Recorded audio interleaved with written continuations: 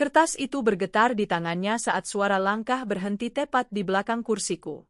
Udara di ruang keluarga mendadak terasa lebih sempit, seolah dinding ikut mendekat. Aku belum tahu apa yang salah, hanya ada tekanan aneh di dada, seperti peringatan tanpa suara. Saudaraku berdiri di depan kami, memegang lembaran wasiat, sementara nenek duduk tenang dengan punggung lurus, mata tak berkedip. Aku duduk tanpa persiapan, telanjang oleh kejujuran yang belum dibacakan. Tidak ada yang berkata apapun, tapi aku tahu keseimbangan telah berpindah. Seseorang mengendalikan arah malam ini, dan itu bukan aku. Lalu terjadi jeda. Satu tarikan napas yang terlalu panjang. Suara kertas berhenti. Tatapan nenek berpindah, perlahan, pasti, ke arahku. Sejak detik itu, aku sadar kebenaran tidak akan keluar utuh. Keheningen mengeras. Ketakutan mengendap, dingin dan berat. Pernahkah kamu merasakan firasat yang membuatmu ingin berdiri dan lari, tapi kakimu menolak bergerak? Lampu ruang keluarga masih menyala terlalu terang untuk jam segitu. Tidak ada yang bergerak. Aku merasakan detak di tenggorokan sendiri, seperti suara jam yang lupa berhenti. Di meja, kertas-kertas wasiat tergeletak rapi, terlalu rapi untuk sesuatu yang katanya tertunda. Nenek memerintahkan kami duduk kembali, satu persatu, tanpa menatap siapapun. Suaranya datar, hampir lembut, tapi ada jeda aneh di antara kata-katanya, seolah ia memilih diam sebagai bagian dari kalimat. Saudaraku menurunkan kertas yang tadi dibacanya. Ia tidak bertanya. Ia tidak protes. Ia hanya mengangguk, seperti orang yang sudah tahu akhir cerita sebelum halaman terakhir dibuka. Akan kita lanjutkan lain waktu, kata nenek singkat. Tidak ada yang bertanya kapan. Tidak ada yang bertanya mengapa. Kursi berderit pelan ketika sepupuku bergeser. Paman menghela napas, terlalu panjang untuk sekadar lelah. Ibuku menatap lantai, tangannya mengepal lalu melemas, berulang-ulang. Aku menunggu seseorang menatapku, memberi isyarat bahwa ini ganjil. Tidak ada. Ruang itu terasa seperti ruang tunggu pengadilan. Sunyi yang tidak netral. Aku duduk di sana dengan perasaan telanjang, bukan karena semua mata tertuju padaku, tapi karena tidak ada satupun yang mengaku melihat. Ketika nenek berdiri, langkahnya tenang, seimbang, seolah ia baru saja menutup buku yang tidak ingin dibaca ulang. Aturan sementara, katanya, masih tanpa menatap. Tidak ada pembicaraan soal isi tadi. Aturan, suara ibu nyaris tak terdengar. Nenek berhenti sebentar, lalu berjalan lagi. Ayah.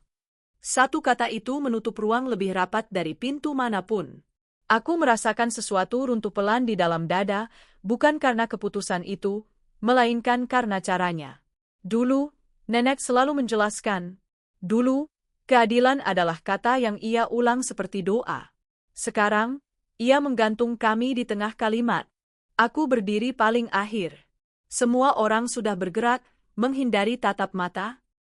Di sudut mataku, aku melihat saudaraku melipat kertas dengan hati-hati, lalu menyelipkannya ke map coklat yang tadi tidak ada di meja. Gerakannya terlalu terlatih. Seperti kebiasaan lama. Kenapa dihentikan? Tanyaku, suaraku terdengar asing di telingaku sendiri. Nenek Manley. Hanya sebentar. Matanya tidak dingin, tapi tertutup. Karena belum waktunya. Belum waktu untuk apa? Ia tidak menjawab. Ia melangkah pergi, meninggalkan bau minyak kayu putih yang biasa ia pakai sejak aku kecil. Bau itu dulu menenangkan. Malam ini, baunya seperti tanda bahaya. Di dapur, suara air mengalir. Piring daitara. Hidup berjalan seolah tidak ada yang terjadi. Aku duduk kembali, kali ini sendirian. Kursi terasa lebih rendah. Meja terasa lebih panjang. Aku memperhatikan detail yang tadi terlewat, posisi map yang sedikit miring, sudut kertas yang terlipat terlalu rapi, pena yang diletakkan sejajar dengan tepi meja. Semuanya tampak seperti hasil latihan. Ibuku kembali dengan segelas air. Ia meletakkannya di depanku tanpa berkata apapun. Aku menunggu. Ia mengusap meja, padahal tidak ada yang kotor. Bu kataku pelan. Ia berhenti. Tidak menoleh. Jangan sekarang. Kenapa? Ia menarik napas. Demi Québécois. Kata itu terasa berat, tapi kosong. Demi kebaikan siapa? Aku ingin bertanya, tapi sesuatu di bahunya, cara ia menegakkan punggung, memberitahuku bahwa jawabannya bukan untukku. Aku naik ke kamar lama yang masih kutempati setiap kali pulang. Dindingnya penuh bekas paku, foto-foto lama sudah diturunkan. Di rak, masih ada kotak kayu kecil pemberian nenek saat aku lulus sekolah. Dulu ia bilang, yang penting itu bukan isinya, tapi kamu percaya siapa yang memberinya. Aku tertawa waktu itu. Sekarang, kalimat itu berputar seperti pisau tumpul. Di lorong, aku mendengar bisik. Langkah kaki berhenti ketika aku membuka pintu. Aku menutupnya pelan, menahan napas. Ada rasa dipisahkan dari sesuatu yang seharusnya menjadi milikku. Bukan uang, bukan tanah, melainkan penjelasan. Malam turun tanpa suara. Dari jendela, aku melihat lampu ruang kerja nenek masih menyala. Aku ingat ruangan itu. Lemari tua dengan laci-laci berat, kunci kecil di laci kedua, tumpukan amplop yang selalu disusun berdasarkan tanggal. Dulu aku sering diminta mengambilkan map. Dulu aku diizinkan melihat. Sekarang, aku bahkan tidak diizinkan bertanya. Aku turun lagi dengan alasan mengambil air. Di ruang tengah, saudaraku berdiri di dekat rak buku. Ia menoleh, tersenyum tipis. Capek, katanya. Ayah. Besok juga dibahas lagi. Katanya, jawabku. Ia mengangkat bahu. Nenek tahu yang terbaik. Nada suaranya terlalu cepat. Seperti orang yang menutup pintu sebelum angin masuk. Aku mengangguk, lalu berjalan melewatinya. Di belakangku, aku merasakan tatapan, bukan tajam, tapi berhitung. Di dapur, nenek duduk sendiri. Tangannya di atas meja, jari-jarinya diam. Aku berdiri beberapa langkah darinya. Lampu di atas meja menciptakan bayangan keras di wajahnya. Nek, kotoku. Ia menoleh. Kamu harus istirahat. Kenapa tadi dihentikan? Ia menatapku lebih lama kali ini. Ada sesuatu yang bergerak di matanya, cepat, seperti kilatan. Karena tidak semua orang siap mendengar. Termasuk aku. Ia tersenyum, tipis. Terutama kamu. Kalimat itu tidak diucapkan sebagai ancaman. Itulah yang membuatnya lebih menakutkan. Aku ingin berkata sesuatu, apa saja, tapi lidahku terasa berat. Ia berdiri, menarik kursinya dengan suara pendek, lalu berjalan menuju ruang kerja. Aku berdiri di sana, mendengar pintu tertutup, kunci berputar sekali. Aku kembali ke kamar dengan perasaan kalah tanpa bertanding. Di kepala, potongan-potongan kecil mulai membentuk pola, reaksi yang terlalu tenang, aturan mendadak, map yang baru, senyum yang cepat. Ini bukan penundaan karena lupa. Ini penundaan yang dirancang. Sekitar tengah malam, aku terbangun oleh suara langkah. Aku mengintip dari celah pintu. Cahaya dari ruang kerja kembali menyala. Aku menunggu, menghitung detik dengan napas. Ketika suara berhenti, aku melangkah pelan. Lantai kayu berderit sekali. Aku berhenti. Tidak ada suara balasan. Di depan ruang kerja, aku berdiri dengan jantung di telinga. Pintu tidak terkunci rapat. Cahaya menyelinap dari celah. Aku mendorongnya sedikit. Ruangan itu bau kertas lama dan kayu. Di meja, map coklat terbuka. Beberapa lembar sudah diatur ulang. Tanganku gemetar ketika aku melihat satu sudut amplop yang tidak biasa, lebih tebal, tanpa alamat, diselipkan setengah ke dalam laci yang sedikit terbuka. Aku tidak menyentuhnya. Aku hanya menatap.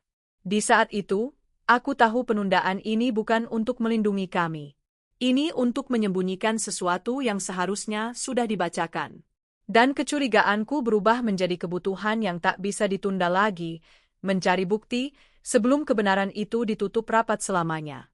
Pagi datang tanpa kelegaan. Aku terbangun dengan perasaan diawasi, seperti ada sesuatu yang terus menghitung gerakku sejak malam tadi. Rumah ini tidak berubah bentuk, tapi nadanya berbeda, lebih pelan, lebih rapat, seolah setiap dinding mendengar. Saudaraku sudah duduk di meja makan ketika aku turun. Ia membaca koran lama, halaman ekonomi, padahal biasanya langsung menyalakan ponsel. Ia menoleh, tersenyum singkat, lalu kembali membaca. Senyum yang tidak sampai ke mata. Tidur? Tanyanya. Lumayan. Bagus. Ia mengangguk, seperti mencatat sesuatu. Aku menuang teh. Sendok beradu dengan cangkir terlalu keras. Ia melirik. Tidak berkata apa-apa.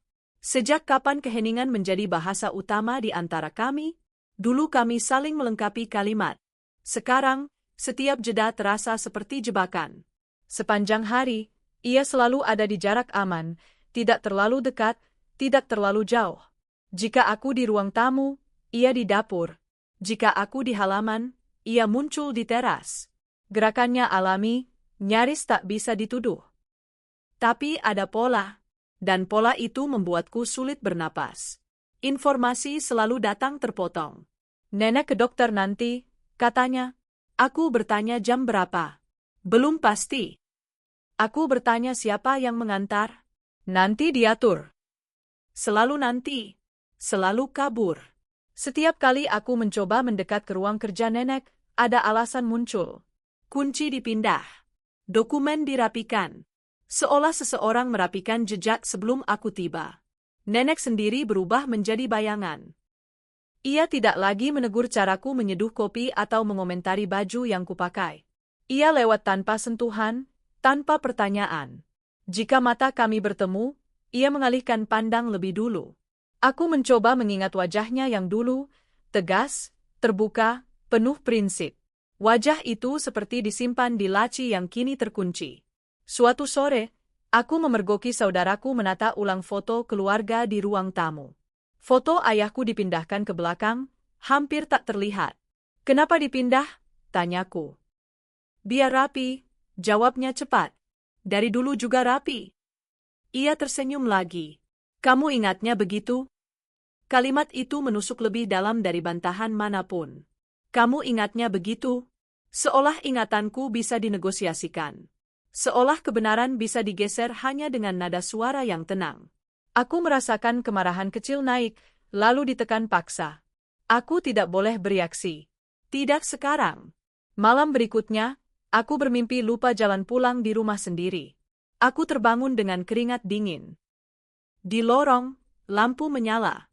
Ada suara langkah pelan, berhenti tepat di depan pintuku, lalu menjauh. Aku tidak membuka pintu. Aku menghitung detak jantung sampai suara itu hilang. Keesokan paginya, bibiku datang. Ia duduk di sampingku di teras, menatap halaman tanpa benar-benar melihat. Tangannya gemetar saat memegang gelas. Kamu hati-hati, katanya pelan. Hati-hati apa? Ia menoleh cepat, lalu menggeleng. Kadang keluarga sendiri, paling tidak sabar. Apa maksudnya? Ia berdiri. Kamu ingat yang kamu ingat. Jangan biarkan orang lain mengubahnya. Itu saja. Tidak ada penjelasan. Tidak ada nama. Tapi kalimat itu menggantung di kepalaku sepanjang hari. Aku mulai mengulang-ulang kejadian kecil, memastikan detailnya tetap utuh. Aku mencatat waktu, posisi, kata-kata. Jika mereka ingin membuatku ragu, aku harus lebih teliti. Ketakutan berubah bentuk. Bukan lagi dugaan samar, tapi kewaspadaan konstan. Aku menurunkan suara langkah. Aku mengunci ponsel dengan kode baru. Aku menaruh barang di tempat yang sama, setiap hari, untuk memastikan tidak ada yang dipindah. Dan tetap saja, ada rasa diawasi. Seperti ada mata di sela-sela jam dinding, di balik rak buku. Suatu malam, saudaraku menegurku di dapur. Kamu kelihatan kapok. Kamu juga? Ia tertawa kecil. Mungkin karena kamu terlalu mikir. Mikir apa? Hal-hal lama. Nada suaranya ringan, tapi matanya menilai. Aku sadar ini bukan percakapan. Ini uji coba. Aku memilih diam. Ia mengangguk, seolah mendapat jawaban yang ia inginkan. Beberapa hari kemudian, aku menemukan kertas kecil di saku jaketku. Catatan belanja dengan tulisan tangan nenek.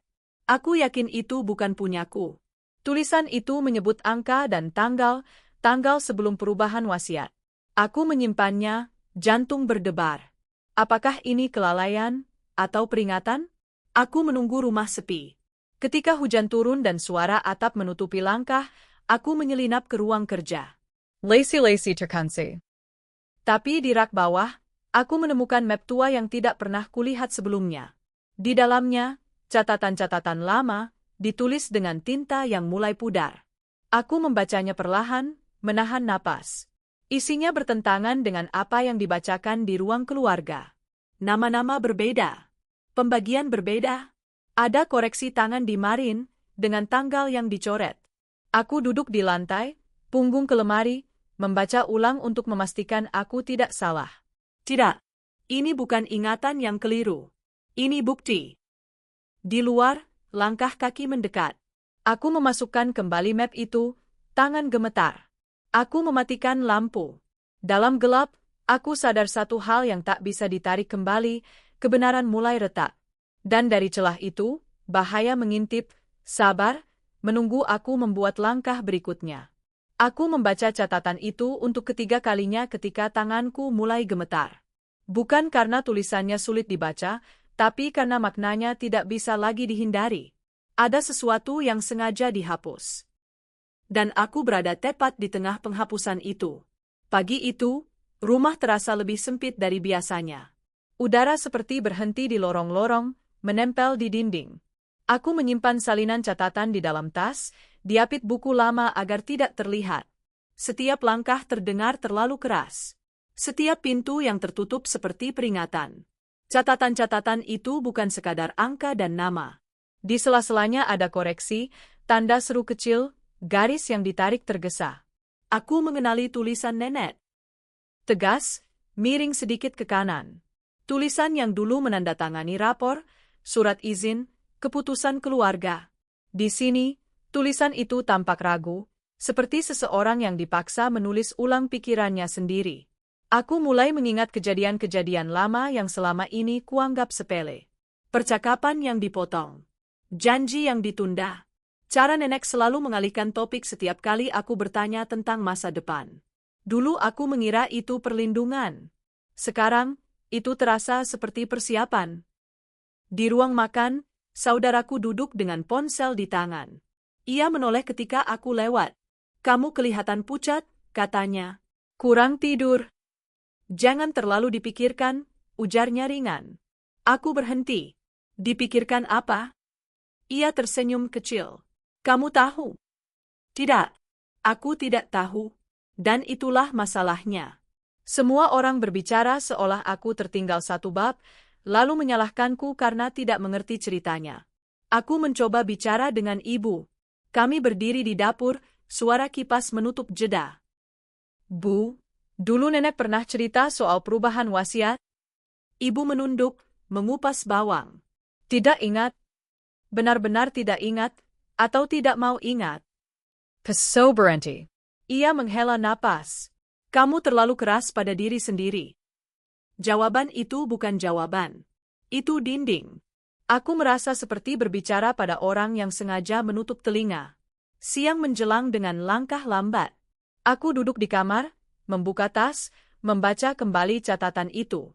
Ada satu bagian yang terus menarik perhatianku. Tanggal yang dicoret diganti dengan tanggal baru. Tepat seminggu setelah sebuah kejadian yang selama ini tak pernah dibahas lagi. Aku ingat hari itu. Hujan deras. Ambulans berhenti di depan rumah. Pintu terbuka. Wajah-wajah tegang. Seseorang dibawa masuk, lalu keluar lagi dalam diam. Kami diberitahu itu hanya kecelakaan kecil. Tidak perlu dibesar-besarkan. Aku mempercayainya. Kami semua mempercayainya. Sekarang, tanggal itu berdiri seperti noda. Sore itu, nenek duduk di kursi favoritnya, menghadap jendela. Aku berdiri di belakangnya, menunggu waktu yang tepat.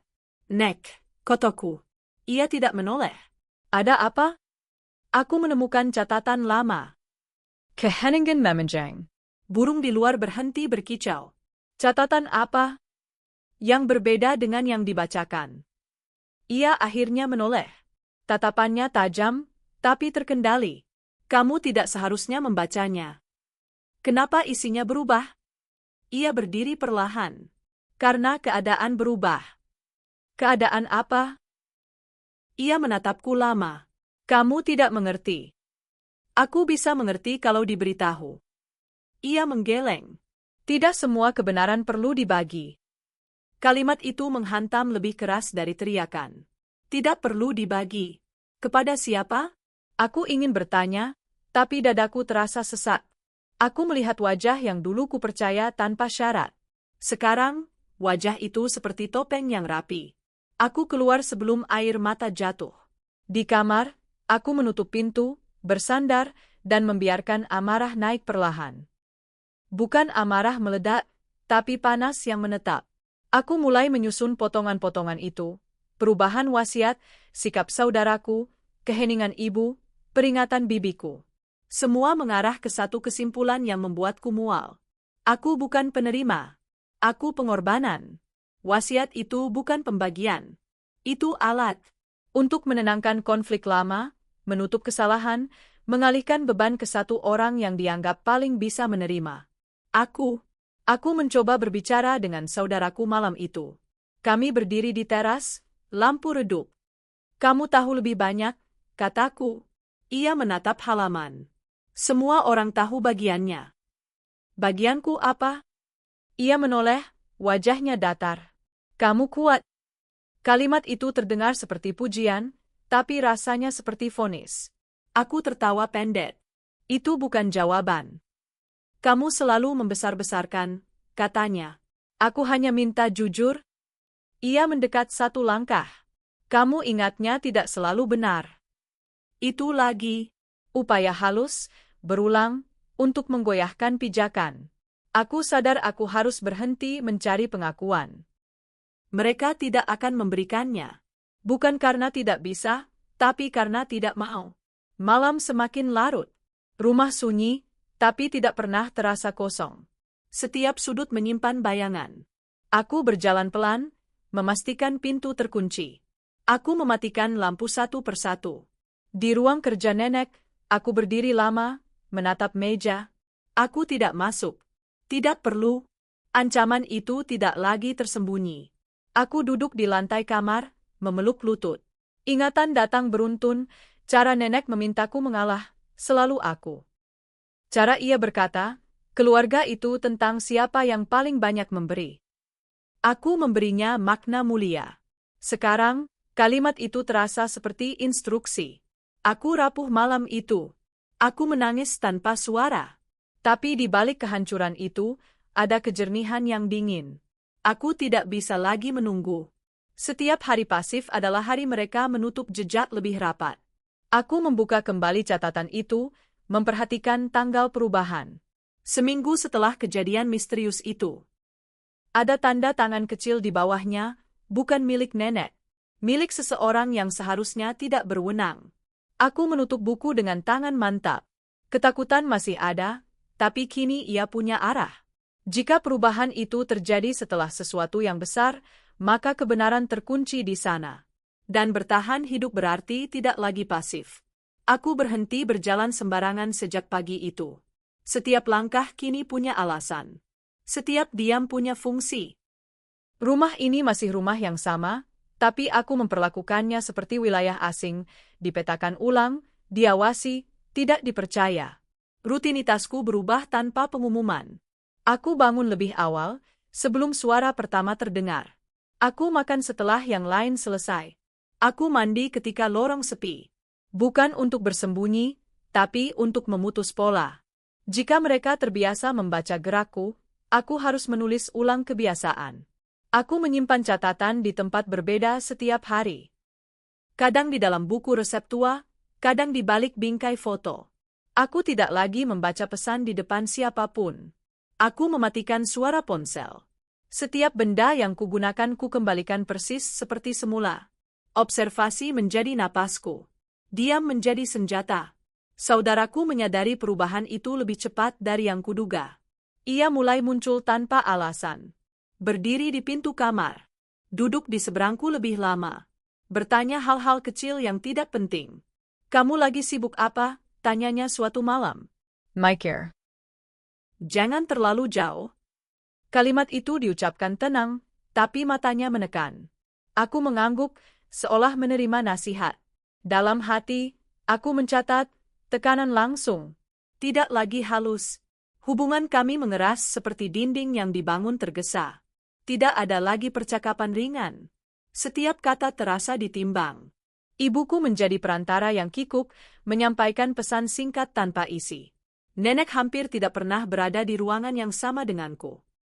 Jikapun ada, ia menjaga jarak seperti kami berbagi udara yang berbeda.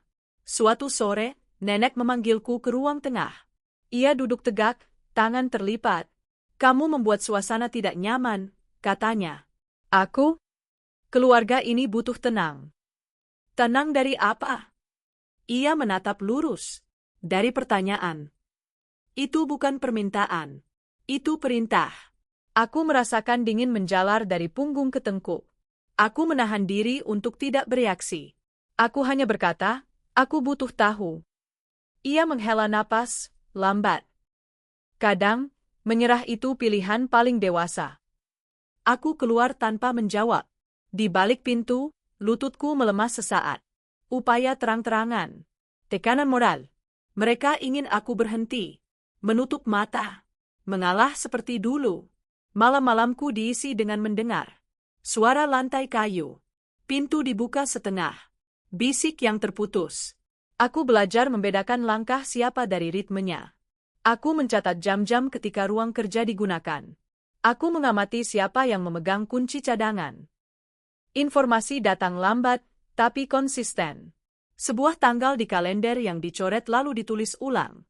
Map yang berpindah rat. Wajah-wajah yang berubah ketika nama tertentu disebut. Polanya mulai terlihat, bukan kekacauan, tapi sistem. Kejahatan emosional yang dirawat, diulang, dan dibenarkan dengan kata, "Demi keluarga." Risikonya bukan fisik. Itu yang paling berbahaya. Risikonya ada di kepala. Rasa ragu yang disuntikkan pelan. Kesepian yang dipelihara. Aku merasakan dorongan untuk menyerah, untuk mempercayai mereka lagi.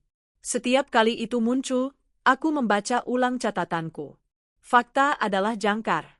Aku menemukan arsip lama di gudang, kotak kardus berdebu, berisi surat-surat yang tidak pernah dibuka. Di antaranya, ada surat dari pengacara lama keluarga. Tanggalnya berdekatan dengan perubahan wasiat. Nada surat itu formal, tapi ada satu kalimat yang dicoret tebal. Keputusan ini akan berdampak pada lebih dari satu pihak. Lebih dari satu pihak. Aku duduk lama di lantai gudang, debu menempel di tangan. Selama ini aku mengira aku sendirian di posisi ini. Target tunggal. Pengorbanan yang paling mudah. Tapi kalimat itu membuka celah baru. Aku mulai mengingat kembali reaksi orang lain. Sepupuku yang memalingkan wajah terlalu cepat. Bibi yang memperingatkanku tanpa penjelasan. Paman yang selalu keluar ruangan saat pembicaraan mendekati inti. Ada seseorang yang juga disingkirkan, mungkin dengan cara berbeda. Malam itu, saudaraku kembali mendekat. "Kamu tidak kelihatan bahagia," katanya. "Haruskah? Kamu membuat semua orang khawatir." "Semua orang, atau kamu?" Ia tersenyum tipis. "Kita ini keluarga." Aku menatapnya lama. Untuk pertama kalinya, aku melihat ketegangan kecil di rahangnya.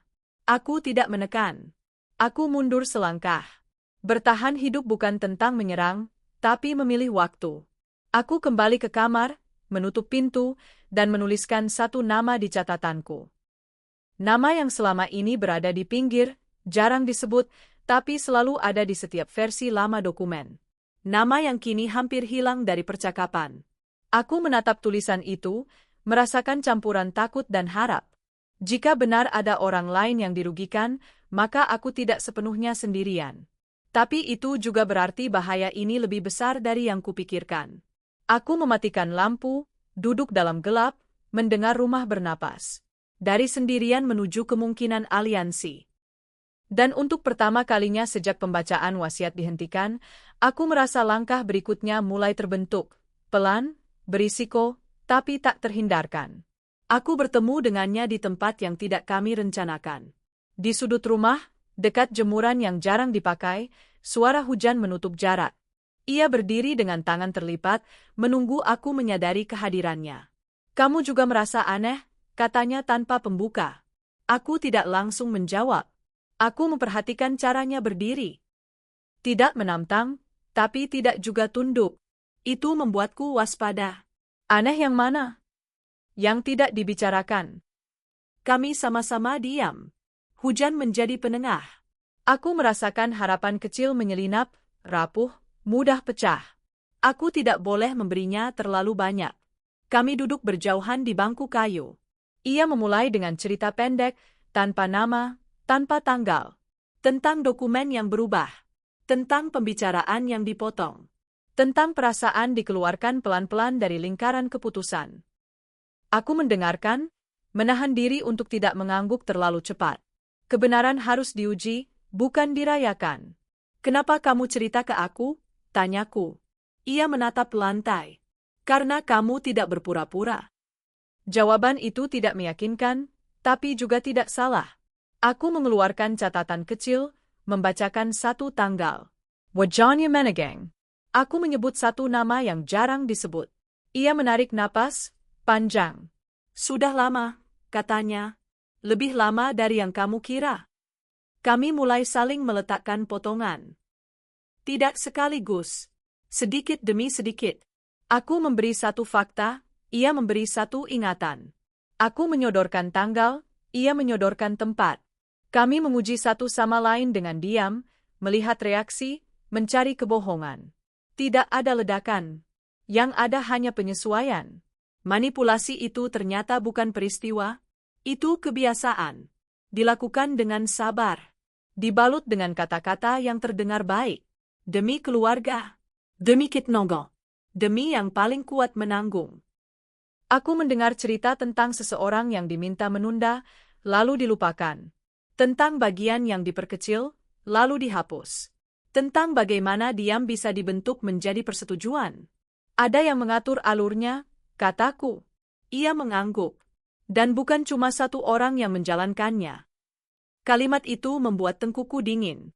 Jika ini jaringan, bukan titik, maka waktu bukan sekadar berlalu, ia bekerja melawan kami. Kami menyusun rencana awal di kepala, tanpa menuliskannya. Terlalu berbahaya. Rencananya sederhana, tapi risikonya tinggi, mengumpulkan bukti dari sumber yang tidak disadari. Tidak menyentuh apapun secara langsung. Tidak memicu perubahan yang terlihat. Mengamati, mencatat, menyimpan di luar rumah. Kalau ketahuan, tanyaku. Ia menatapku. Kalau salah langkah, kita jadi cerita berikutnya. Ketegangan itu nyata. Keinginan untuk percaya beradu dengan naluri untuk bertahan. Aku menimbang setiap kata yang akan kukatakan padanya. Ia melakukan hal yang sama. Kami berpisah tanpa kesepakatan tertulis. Hanya satu janji pendek.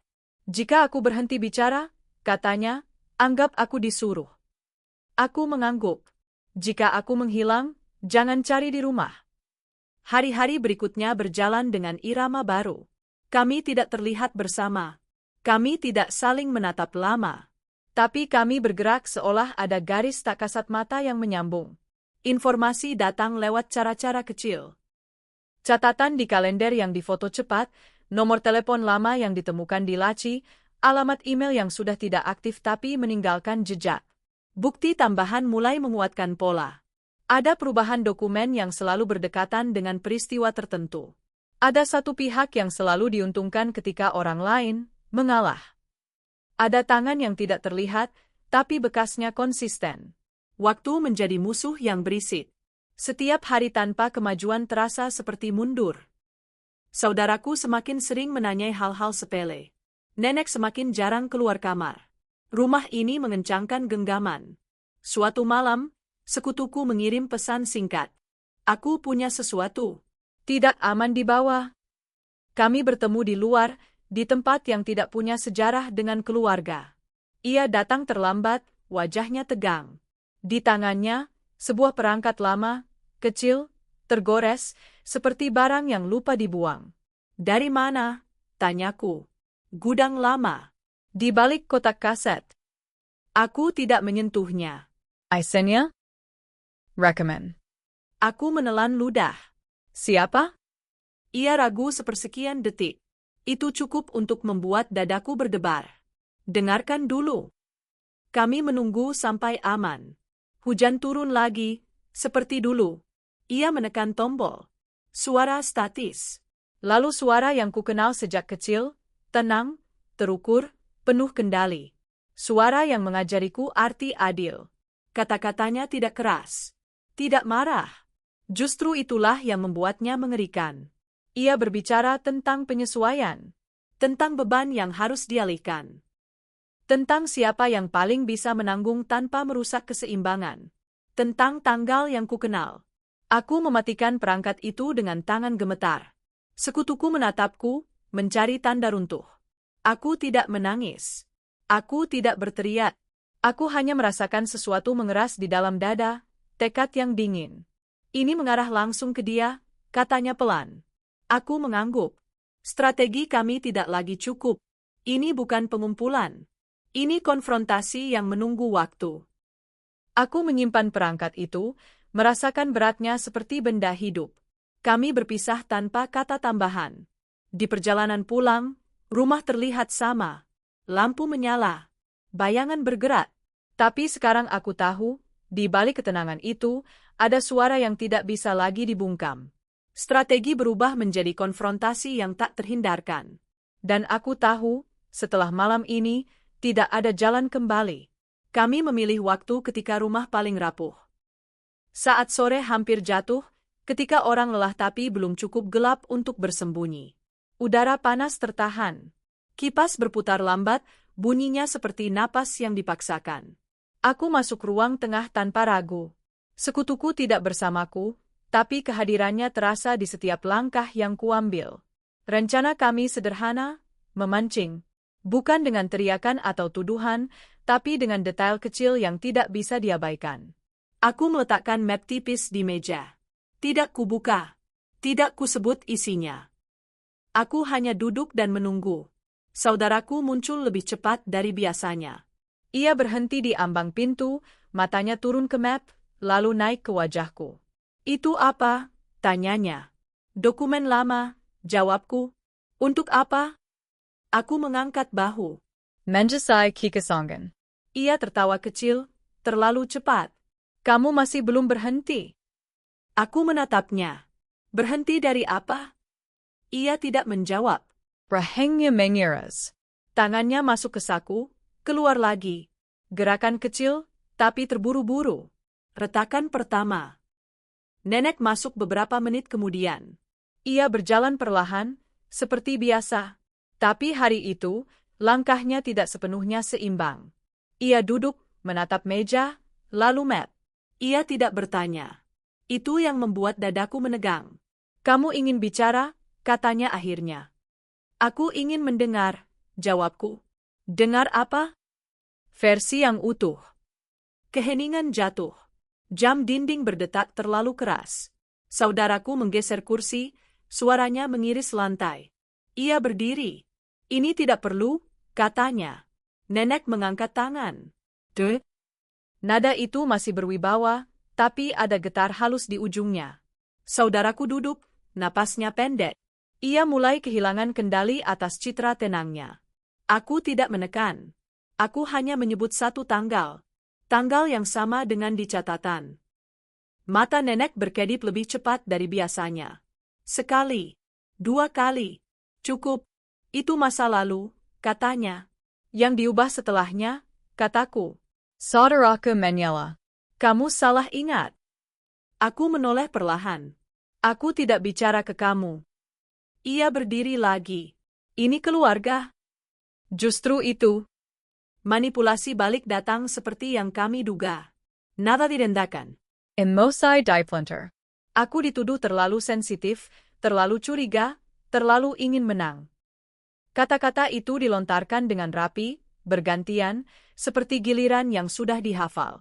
Kamu membuat nenek tertekan, kata ibuku dari pintu. Aku mengangguk. Aku tahu. Nenek menatap ketajam. Kamu ingin aku sakit? Pertanyaan itu menusuk, bukan karena isinya, tapi karena cara ia menggunakannya.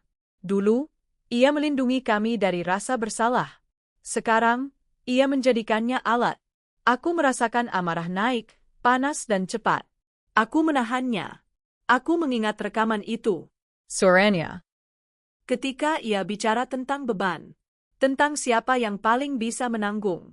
Aku menggeser map sedikit ke tengah meja. Kita bisa terus berputar, kataku. Atau kita bisa selesai. Dengan apa? Tanya nenek. Dengan jujur. Saudaraku tertua pendek, nyaris histeris. Kamu mau hancurkan semuanya? Aku menatapnya. Semuanya sudah retak. Nenek bersandar. Untuk pertama kalinya, punggungnya tidak sepenuhnya tegak. Kepercayaan diri yang selama ini ia kenakan mulai melorot. Ia menarik napas panjang. Kamu tidak tahu apa yang kamu buka, katanya. Aku tahu risikonya. Kamu pikir kamu korban? Saudaraku menyela. Aku menoleh. Aku tahu aku dijadikan pilihan. Kata itu menggantung. Pilihan. Bukan penerima. Bukan pewaris. Tapi beban yang dialihkan. Aku tidak mengeluarkan bukti. Aku hanya menyebutkannya. Recommend. Surat, tanggal. Setiap kata seperti tekanan di dinding yang sudah lama retak. Wajah nenek mengeras, lalu melunak, lalu mengeras lagi. Ia menatap lantai. Kamu tidak akan memutarnya, katanya pelan. Aku belum memutuskan. Ancaman itu tidak diucapkan, tapi terasa. Dan untuk pertama kalinya, nenek terlihat goyah. Bukan takut pada kebenaran, takut pada kendali yang hilang. Kalau kamu lanjut, katanya, keluarga ini tidak akan sama. Aku merasakan dilema itu menghantam keras. Aku bisa menghancurkan sisa-sisa yang masih berdiri. Atau aku bisa diam dan membiarkan manipulasi itu menang. Tidak ada pilihan bersih. Aku menutup mata sejenak. Ketika ku buka, aku berkata, aku tidak ingin balas dendam. Aku ingin penutupan. Saudaraku memikul meja. Kamu egois. Nenek mengangkat tangan lagi. Cukup. Suara itu lebih lemah dari biasanya, tapi masih memerintah. Semua diam. Ia menatapku lama, seperti menimbang sesuatu yang tidak pernah ia rencanakan untuk ditimbang. Kita lanjutkan, katanya akhirnya. Jantungku berdegup keras. Kapan? Besok malam. Dengan semua orang? Aku menahan napas, tanpa perubahan. Ia menggeleng pelan. Ada syarat? Aku menunggu. Kamu tidak akan menyebutkan apapun sebelum dibacakan. Saudaraku menali tajam. Dan rekaman itu? Nenek menatapku. Tidak keluar dari rumah. Keheningan kembali menutup ruangan. Syarat itu bukan permintaan. Itu negosiasi terakhir. Aku merasakan beban moral menekan. Apakah aku menerima demi kebenaran, atau menolak dan membuka perang terbuka? Aku mengangguk perlahan. Besok malam. Nenek berdiri dengan susah payah. Ia berjalan pergi tanpa menoleh. Saudaraku menatapku dengan campuran marah dan takut. Ibuku menangis pelan di ambang pintu. Aku duduk sendirian setelah mereka pergi. Map masih di meja. Tangan gemetar, tapi pikiranku jernih. Topeng telah retak. Kebenaran hampir keluar. Dan malam penentuan akhirnya tiba. Malam itu tidak pernah benar-benar gelap. Lampu ruang keluarga dinyalakan penuh, terlalu terang, seolah kami sedang diperiksa. Kursi disusun rapi. Jaraknya diaker. Tidak ada yang berbicara. Bahkan napas terdengar seperti gangguan. Aku duduk di tempat yang sama seperti sebelumnya. Punggung tegak. Tangan di paha. Jantung berdetak tidak teratur, tapi kepalaku dingin. Di meja, map coklat itu kembali hadir, kali ini lebih tebal. Saudaraku berdiri di sampingnya, kertas di tangan, wajahnya kaku. Nenek masuk terakhir. Langkahnya pelan, tapi mantap. Ia duduk tanpa menyapa siapapun. Tatapannya menyapu ruangan, berhenti sebentar di wajahku, lalu berpindah.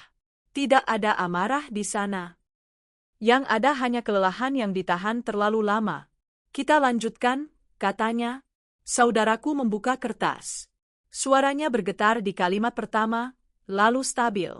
Setiap kata jatuh berat, seperti palu kecil yang memukul ingatan.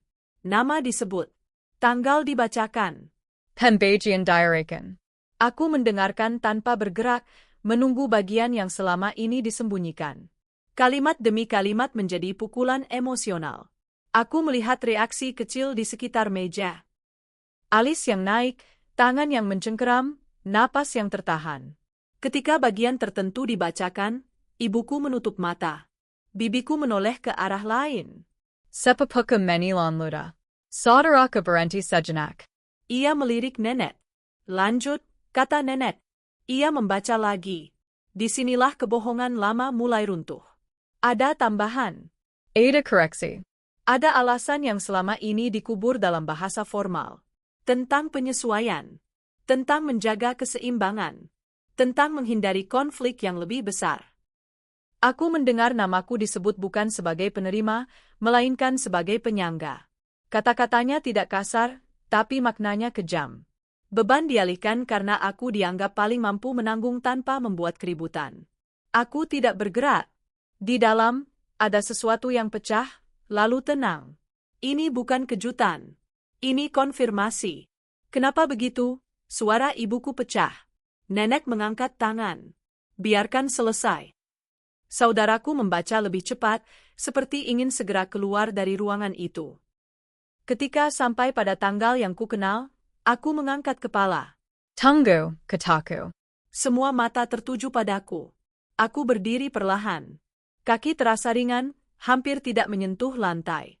Di sini, kataku, menunjuk kertas. Ada perubahan setelah kejadian itu. Saudaraku menatap nenek. Nek. Nenek menutup mata sejenak. Ketika membukanya, ada sesuatu yang runtuh di sana. Ia mengangguk pelan. Benar. Keheningan yang menyusul lebih keras dari teriakan. Motivasi yang selama ini dibungkus mulai terurai. Ia berbicara pelan, tanpa pembelaan. Tentang ketakutan kehilangan kendali. Tentang kesalahan lama yang jika terbuka akan menghancurkan banyak hal. Tentang pilihan buruk yang diambil demi mempertahankan wajah keluarga. Aku memilih yang paling kuat, katanya. Aku memilih kamu. Kalimat itu bukan permintaan maaf. Itu pengakuan. Aku merasakan panas di mata, tapi tidak jatuh. Aku bertanya, suaraku tenang, dan yang lain. Ia menoleh ke arah sekutuku, yang duduk diam, hampir tak terlihat. Dia juga. Nama disebut. Wajah itu menegang. Rahasia lain terangkat. Bukan hanya aku yang dikorbankan. Ada pola. Ada korban berlapis. Saudaraku bangkit dari kursinya. Ini tidak adil. Aku menatapnya. Tidak pernah. Peran nenek berubah di hadapan kami. Bukan lagi pengendali. Ia kini terdakwa moral. Setiap orang di ruangan itu menatapnya dengan campuran hormat lama dan kekecewaan baru. Ia menerima tatapan itu tanpa menghindar. Keadilan bukan tentang uang, katanya. Ini tentang apa yang bisa diselamatkan. Dan apa yang harus dikorbankan, kataku. Ia mengangguk. Keputusan akhir dibacakan. Perubahan resmi. Penyesuaian dikembalikan. Beberapa bagian dialihkan. Tidak sempurna. Tidak memuaskan semua pihak. Tapi kebenaran akhirnya berdiri di tengah ruangan, telanjang. Aku mendengar diriku sendiri berkata, aku menerima, dengan satu syarat. Nenek menatapku. Apa? Kita tidak pura-pura ini tidak pernah terjadi. Ia terdiam lama, lalu mengangguk. Baik. Pembacaan ditutup. Tidak ada tepuk tangan. Tidak ada kelegaan penuh. Hanya napas yang dilepaskan satu persatu. Orang-orang berdiri, menjauh, membawa luka masing-masing. Aku masih berdiri ketika saudaraku mendekat. Aku tidak tahu, katanya. Aku menatapnya. Kamu tahu cukup. Ia menunduk. Nenek bangkit terakhir. Ia berjalan ke arahku. Tangannya gemetar ketika menyentuh meja. Aku minta maaf, katanya. Aku mengangguk. Tidak memeluk. Tidak menolak. Ada jarak yang tidak bisa lagi dijembatani dengan gestur. Ketika semua pergi, aku duduk kembali. Map itu masih di meja. Aku membukanya sekali lagi. Di bagian akhir, ada satu klausul tambahan, konsekuensi yang tidak dibahas malam itu. Sebuah keputusan yang akan berdampak setelah semua tenang. Setelah orang-orang mengira ini selesai. Aku menatap map perlahan. Kebenaran telah keluar. Keadilan muncul, tapi tidak tanpa harga. Dan di baliknya, ada satu konsekuensi tak terduga yang menunggu untuk dijalani. Setelah kebenaran, luka harus disembuhkan. Tapi malam itu, aku tahu, penyembuhan tidak pernah sederhana. Pagi setelah malam itu terasa asing. Tidak ada suara yang menyambut. Tidak ada langkah tergesa. Hanya cahaya pucat yang masuk dari jendela, jatuh di lantai seperti sesuatu yang ragu untuk tinggal. Aku duduk lama di tepi ranjang, mendengarkan rumah bernapas. Tidak ada lagi rasa diawasi. Tidak ada ketegangan yang menekan dada. Yang tersisa justru ruang kosong, luas, dan berat. Keheningan yang dulu mengancam kini berubah bentuk, menjadi tempat untuk merasakan kehilangan. Kami tidak langsung berbicara. Keluarga bergerak seperti orang-orang yang baru keluar dari bencana, saling menghindari, saling mengamati dari kejauhan. Tatapan tidak lagi tajam, tapi juga tidak hangat. Hubungan yang dulu terasa utuh kini terbelah permanen, tidak dengan teriakan, melainkan dengan jarak.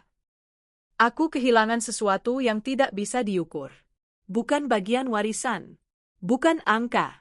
Aku kehilangan keyakinan bahwa rumah selalu berpihak. Bahwa niat baik adalah dasar semua keputusan. Kehilangan itu tidak terlihat, tapi terasa di setiap sudut. Nenek jarang keluar kamar. Ketika kami bertemu di lorong, ia mengangguk singkat. Tidak ada lagi perintah, tidak ada lagi kendali. Ia tampak lebih kecil, bukan secara fisik, tapi secara kehadiran. Aku tidak merasa menang. Aku merasa selesai. Saudaraku mencoba berbicara beberapa hari kemudian. Kami duduk di teras, sore yang tenang. Aku salah, katanya. Aku menatap halaman. Kamu memilih diam. Ia mengangguk. Aku takut. Aku tidak menjawab. Pengakuan itu tidak menyembuhkan, tapi setidaknya tidak menambah luka. Kami duduk tanpa kata. Untuk pertama kalinya, diam di antara kami tidak berbahaya. Proses penyembuhan berjalan lambat. Ada hari-hari ketika aku merasa ringan, lalu jatuh kembali ke ingatan lama. Aku mengingat ulang masa kecil, tapi kini tanpa kabut. Kalimat-kalimat yang dulu terdengar bijak kini kupahami sebagai arahan. Keputusan-keputusan lama kubaca ulang dengan konteks baru. Tidak semuanya jahat, tidak semuanya baik. Kebohongan dan cinta sering berbagi bahasa yang sama. Aku mulai menata hidupku di luar rumah. Mengambil keputusan kecil sendiri. Mengatur jadwal tanpa meminta persetujuan. Hal-hal sederhana, tapi memulihkan kendali. Setiap pilihan yang kuambil terasa seperti menegaskan keberadaanku, bukan sebagai penyangga, tapi sebagai individu. Sekutuku, yang dulu hampir tak terlihat, menghilang perlahan dari lingkaran keluarga. Kami bertukar pesan singkat, seperlunya. Tidak ada janji besar. Kami tahu apa yang telah kami lakukan bersama. Itu cukup. Suatu malam, aku membuka kembali map itu. Bukan untuk mencari celah baru, tapi untuk menutupnya dengan benar. Aku membaca tanpa emosi berlebih. Kertas-kertas itu kini hanyalah arsip, bukan senjata. Aku menyimpannya di tempat yang aman, bukan untuk diingat, tapi untuk tidak disangkal. Ibuku mendatangiku di dapur. Kamu baik-baik saja? Tanyanya. Aku mengangguk. Sedang belajar. Ia tersenyum tipis. Aku juga. Kami berdiri berdampingan, memasak tanpa banyak bicara. Ada luka yang tidak perlu dibedah setiap hari. Ada hubungan yang berubah bentuk, tapi masih bernapas. Keadilan tidak menghapus apa yang terjadi. Ia tidak mengembalikan waktu atau memulihkan kepercayaan sepenuhnya. Tapi ia memberi penutup. Garis yang jelas antara sebelum dan sesudah. Tanpa itu, aku mungkin masih terjebak di ruang gelap yang sama. Pada suatu pagi, aku berjalan keluar rumah dengan tas kecil. Tidak ada drama. Tidak ada perpisahan panjang. Nenek berdiri di pintu, menatapku. Hati-hati, katanya. Aku mengangguk. Ayah. Itu saja. Tidak ada maaf lanjutan. Tidak ada penjelasan baru. Dan aku menyadari, itu cukup. Tidak semua cerita perlu akhir yang rapi. Beberapa hanya perlu berhenti di tempat yang aman. Di luar, udara terasa lebih ringan. Suara kota masuk perlahan. Aku menarik napas dalam-dalam, merasakan tubuhku kembali menjadi milikku. Keheningan tidak lagi menakutkan. Ia menjadi ruang untuk berpikir, untuk memilih, untuk hidup. Aku berjalan tanpa menoleh. Tidak karena marah, tapi karena aku tidak lagi terikat. Kelegaan yang kurasakan pahit, tapi nyata. Dan untuk pertama kalinya sejak semuanya dimulai, aku tahu, aku akan baik-baik saja.